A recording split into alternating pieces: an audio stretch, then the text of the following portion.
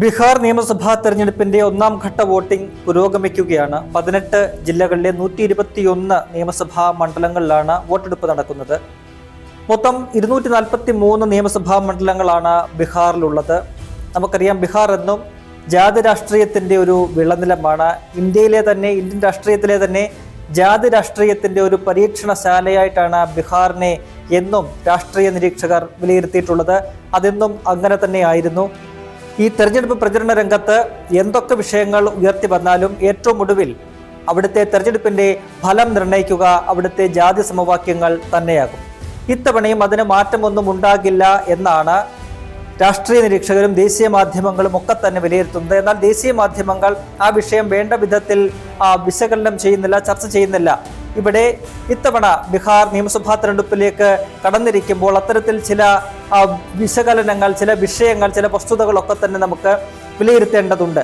2020 നിയമസഭാ തെരഞ്ഞെടുപ്പിൽ ശക്തമായ പോരാട്ടത്തിനൊടുവിൽ മഹാഗഡ്ബന്ധനെ തോൽപ്പിച്ചുകൊണ്ടാണ് NDA സഖ്യം വിജയത്തിലേറിയത്. 125 സീറ്റുകളാണ് BJPയും JDUവും അന്ന് മുകേഷ് സഹാനിയുടെ വികാസ്ശീൽ ഇൻസാൻ പാർട്ടിയും ഒക്കെ ഉൾപ്പെടുന്ന NDA സഖ്യത്തിന് ലഭിച്ചത്. അതായത് 37.26% വോട്ടുകൾ അവർക്ക് ലഭിച്ചു.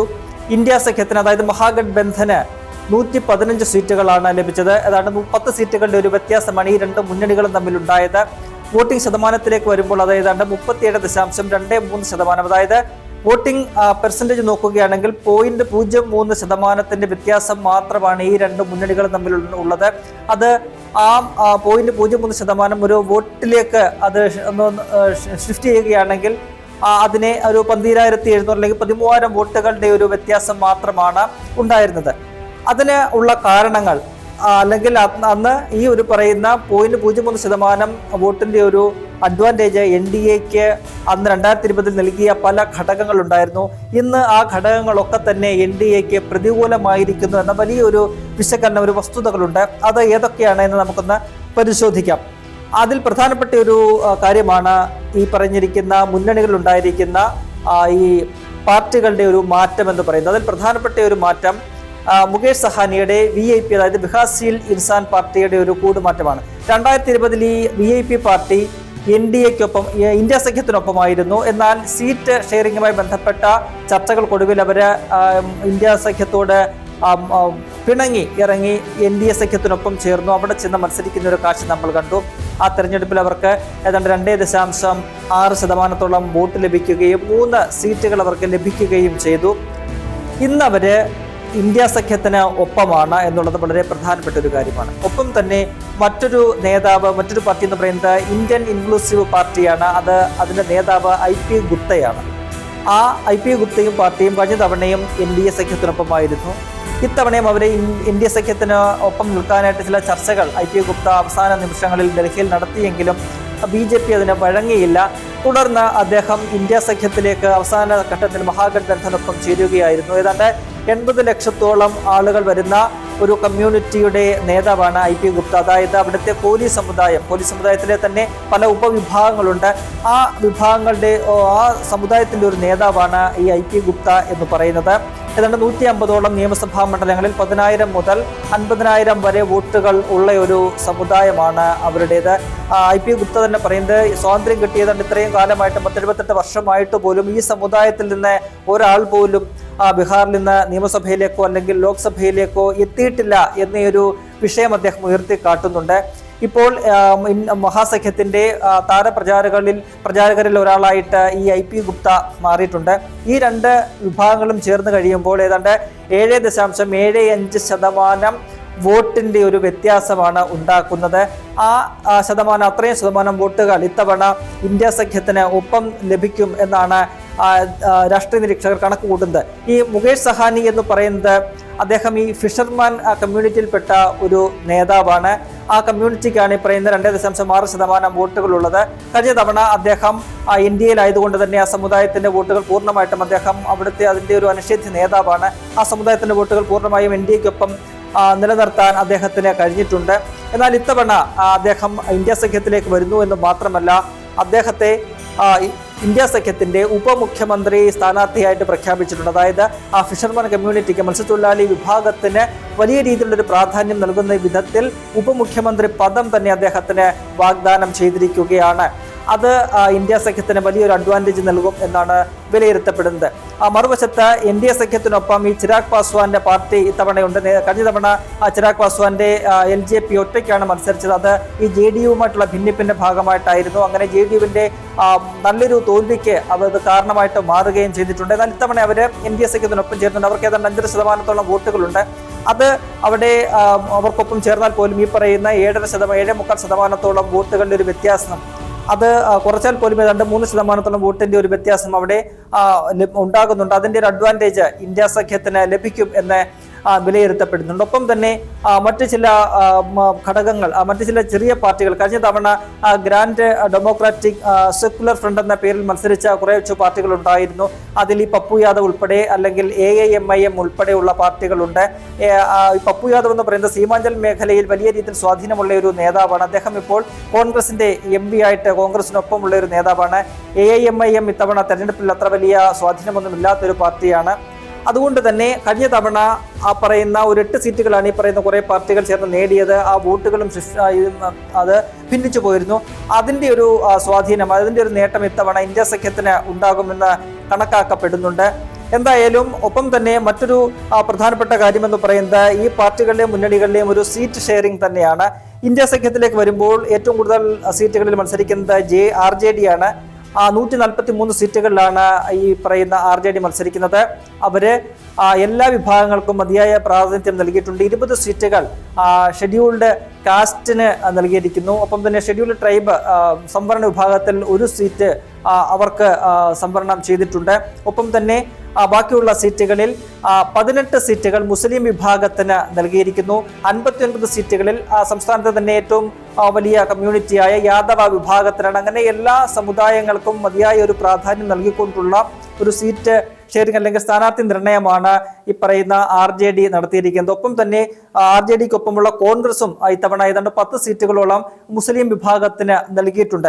മറുവശത്ത് NDAയിലേക്ക് നോക്കുകയാണെങ്കിൽ അവിടെ JDU, BJP 101 സീറ്റുകളിൽ വീതം മത്സരിക്കുന്നു. JDU ഏതാണ്ട് ഒരു 8 സീറ്റുകൾ മുസ്ലിം വിഭാഗത്തിന് നൽകിയിട്ടുണ്ട് എന്നത് മാത്രമാണ് പറയാനുള്ളത്. BJP അവരുടെ 101 സീറ്റുകളിൽ 1 സീറ്റ് പോലും ഈ പറയുന്ന മുസ്ലിം വിഭാഗത്തിന് നൽകിയിട്ടില്ല എന്നത് ഏറെ പ്രധാനപ്പെട്ട ഒരു കാര്യമാണ്. BJP ഏറ്റവും കൂടുതൽ കൊടുത്തിരിക്കുന്നത് ഈ പറയുന്ന ഹിന്ദുത്വ എന്ന് പറയുന്ന അവരുടെ തങ്ങളുടെ ആ ഒരു നിലപാടിന് അനുസൃതമായിട്ട് പ്രമുഖരായിട്ടുള്ള സവർണ വിഭാഗങ്ങൾക്കാണ് അവരുടെ കൂടുതലും സീറ്റുകളൊക്കെ തന്നെ നൽകിയിരിക്കുന്നത്. ആ രീതിയിലാണ് അവർ സ്ഥാനാർത്ഥിത്വം പ്രഖ്യാപിച്ചിരിക്കുന്നത്.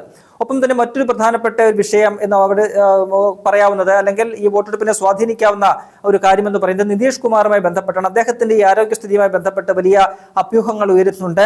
അതുകൊണ്ട് തന്നെ കഴിഞ്ഞ പരമ്പരാഗതമായിട്ട് ഈ സംസ്ഥാനത്തെ നല്ലൊരു വിഭാഗം, ഏതാണ്ട് 15-20% മുസ്ലിം വിഭാഗങ്ങൾ നിതീഷ് കുമാറിന് പിന്തുണ പ്രഖ്യാപിക്കുന്ന, അല്ലെങ്കിൽ അദ്ദേഹത്തിനോടൊപ്പം ചേർന്ന് നിൽക്കുന്ന വോട്ടിങ്ങിലൊക്കെ തന്നെ JDUവിനെ പിന്തുണയ്ക്കുന്ന ഒരു സാഹചര്യം ഉണ്ടായിരുന്നു. എന്നാൽ ഇത്തവണ നിതീഷ് കുമാറിന്റെ ഒരു ആരോഗ്യ പ്രശ്നം അത് ഈ പറയുന്ന മുസ്ലിം കമ്മ്യൂണിറ്റിയെ JDUവിൽ നിന്നും NDA സഖ്യത്തിൽ നിന്നും അകറ്റിയിട്ടുണ്ട്.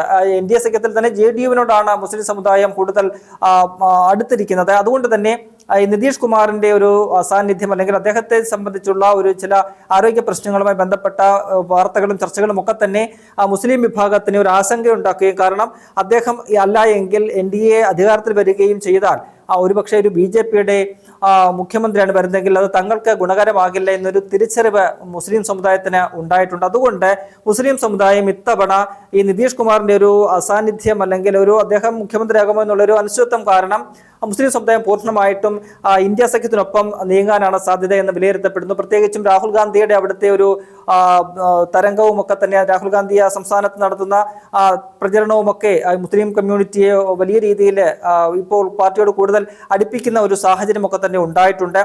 ഒപ്പം ഈ പറയുന്നത് പോലെ റിസർവേഷനുമായി ബന്ധപ്പെട്ട് ഉള്ള ചില 2 മുന്നണികളുടെയും വാഗ്ദാനങ്ങളാണ്. 2 മുന്നണികളും സംവരണം ഉയർത്തും എന്ന ഒരു പ്രഖ്യാപനം നടത്തുന്നുണ്ട്. അപ്പോൾ അത് ഈ പറയുന്ന ഈ സംസ്ഥാനത്തെ മുകൾ തട്ടിലുള്ള ഈ സമുദായങ്ങളെ, സവർണ സമുദായങ്ങളെ ഒക്കെ തന്നെ അത് അലോസരപ്പെടുത്തുന്ന ഒരു കാര്യമാണ്. ഈ പറയുന്ന ഇതിനിടയ്ക്ക് മറ്റൊരു പ്രധാനപ്പെട്ട ഒരു ഘടകമെന്ന് പറയാവുന്നത് ജൻ സ്വരാജ് പാർട്ടിയുടെ ഒരു രംഗപ്രവേശമാണ്. ഈ പറയുന്ന പ്രശാന്ത് കിഷോറിന്റെ പാർട്ടി അത് എയിം ചെയ്യുന്നത് എന്ന് പറയുന്നത് ഈ സംസ്ഥാനത്തെ ഈ പറയുന്ന പോലെ അപ്പർ കാസ്റ്റുകളെയാണ്, ഉന്നത ജാതികളെയാണ്. അത് സ്വാഭാവികമായിട്ടും അത്തരത്തിൽ വോട്ടുകൾ ഈ ജൻസ്വരാജ് പാർട്ടിയിലേക്ക് വരികയാണെങ്കിൽ അത് സ്വാഭാവികമായിട്ടും ഡാമേജ് ഉണ്ടാക്കുക BJP ആണ്. കാരണം BJPക്ക് ആ സംസ്ഥാനത്ത് ഈ പറയുന്ന പോലെ അവർക്ക് പിന്തുണ ലഭിക്കുന്നത് ഈ പറയുന്ന രജപുത്ത് ഉൾപ്പെടെയുള്ള ബ്രാഹ്മിൺസ് ഉൾപ്പെടെയുള്ള വിഭാഗങ്ങളുടെയാണ്. അത്തരത്തിൽ ജൻസ്വരാജ് പാർട്ടി വലിയ ശക്തമായ പ്രചരണവുമായിട്ട് മുന്നോട്ട് പോകുമ്പോൾ സ്വാഭാവികമായിട്ടും അവരിലേക്ക് വരുന്ന ഒരു വോട്ട് വിഭാഗം എന്ന് പറയുന്നത് അത്തരത്തിലുള്ള ഉന്നത ജാതിക്കാരുടെയാണ്, മേൽജാതിക്കാരുടെ ഒരു വോട്ടുകളാണ്. അത് സ്വാഭാവികമായിട്ടും BJPക്ക് ഒരു അടിയുണ്ടാക്കുമെന്നാണ് അവിടെ വിലയിരുത്തപ്പെടുന്നത്.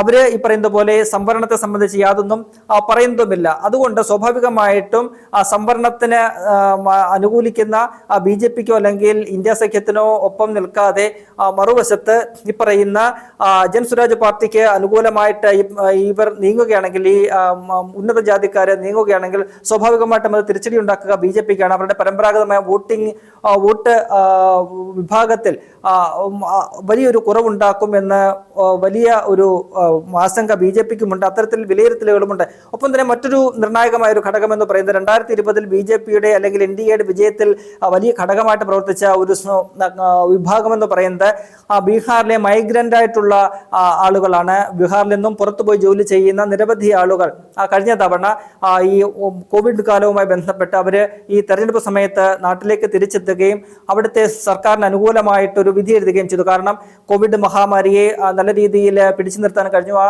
സമയത്ത് നടത്തിയ ഒരു മികച്ച ഒരു ഗവേണിങ്ങിന്റെ അടിസ്ഥാനത്തിൽ ആ സർക്കാർ തന്നെ തുടരട്ടെ എന്നൊരു വികാരം അവിടുത്തെ ആ ജനങ്ങൾക്കിടയിൽ ഉണ്ടാവുകയും അവര് ഒന്നടങ്കം ഈ പറയുന്ന മൈഗ്രന്റ് ആയിട്ടുള്ള അവിടുത്തെ ആളുകൾ നാട്ടിലേക്ക് തിരിച്ചെത്തി തങ്ങളുടെ സമ്മതിദാനാവകാശം സർക്കാരിന് അല്ലെങ്കിൽ BJPക്കും NDAക്കും അനുകൂലമായിട്ട് വിനിയോഗിക്കുകയും ചെയ്തു.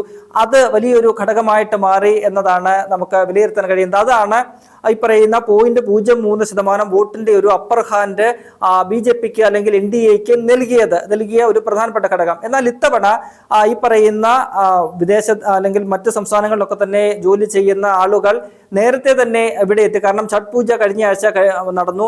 അതിനു വേണ്ടിയിട്ടാണ് ഈ പറയുന്ന മൈഗ്രന്റ് ആയിട്ടുള്ള ആളുകളെല്ലാം സ്വന്തം നാട്ടിലേക്ക് തിരിച്ചെത്തിയത്, ബീഹാറിലേക്ക് തിരിച്ചെത്തിയത്. അങ്ങനെ ആ ഛഠ് പൂജയും ചടങ്ങും എല്ലാം കഴിഞ്ഞ് അതിന്റെ ആഘോഷമെല്ലാം കഴിഞ്ഞതോടുകൂടി ഇവരെല്ലാം തന്നെ തിരിച്ച് ജോലിക്ക് പോകുന്ന ഒരു കാഴ്ചയാണ് അവിടെ കാണാൻ കഴിയുന്നത്. കാരണം അധിക നാള് ഈ തെരഞ്ഞെടുപ്പ് വരെയും അവർക്ക് ലീവ് എടുത്ത് നിൽക്കാൻ പറ്റില്ല. അവരുടെ വരുമാനത്തെ അത് കാര്യമായി ബാധിക്കും, അത് ജോലിയൊക്കെ തന്നെ കാര്യമായി ബാധിക്കും. അതുകൊണ്ട് അവർ ഈ തെരഞ്ഞെടുപ്പിന് മുമ്പായിട്ട് തന്നെ, വോട്ടിങ്ങിന് മുമ്പായിട്ട് തന്നെ ഈ വന്നിരിക്കുന്ന എല്ലാവരും തിരിച്ചവരുടെ പുറം നാടുകളിലേക്ക് ജോലിക്കായിട്ട് പോയിരിക്കുന്നു എന്നതാണ്. അത് ഈ ടിക്കറ്റ് റിസർവേഷനിലൊക്കെ തന്നെ അത് കാണാൻ കഴിയുന്നുണ്ട്. വലിയ രീതിയിലുള്ള ഒരു തിരക്കാണ് ബീഹാറിൽ നിന്നും പുറപ്പെടുന്ന മറ്റ് സംസ്ഥാനങ്ങളിലേക്ക് പോകുന്ന ട്രെയിനുകളിലൊക്കെ തന്നെ അനുഭവപ്പെട്ടുകൊണ്ടിരിക്കുന്നത്.